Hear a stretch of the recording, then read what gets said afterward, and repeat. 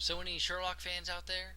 And I'm not referring to the Sherlock Holmes movies with Robert Downey Jr., although those are great movies. Of course, referring to the BBC show Sherlock with Benedict Cumberbatch and Martin Freeman.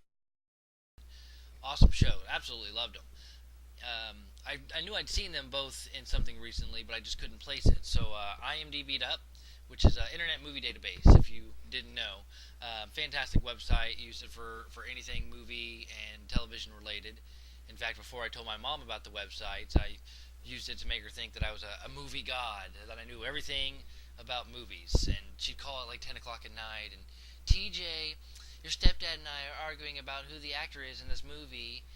And, what was his name? As I'm typing and looking it up. And, oh, yeah, it was this guy, and directed by this person, and came out this time. All the little footnotes. But I have to go off subject for a second. Speaking of IMDb, I found out recently that Chris Tucker has only been in 11 movies. I was really shocked to find this out. I thought it was more. Of course, half the movies are the Rush Hour movies.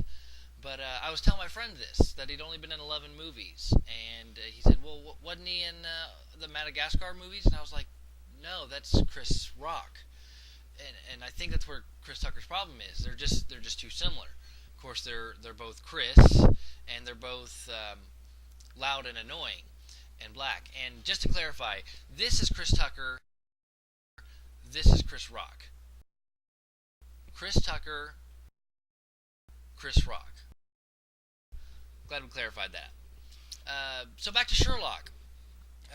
As many of you know, Martin Freeman played Bilbo Baggins in The Hobbit, but Benedict Cumberbatch also had a role in the movie. He played the Necromancer. So no speaking part except for a little whispering, and you can't see his face. So it made me wonder: is this how Martin Freeman and Benedict met on this set? Did Martin Freeman walk up to Benedict and say, "Listen, I really like what you're doing with the part, what with the block and the whispering. It's very creepy, but I think you'd be perfect for." Sherlock Holmes. I'm doing a BBC show. I play Dr. John Watson, and I think you'd be absolutely brilliant, Sherlock Holmes. What do you think? Anyways, that's my take on that.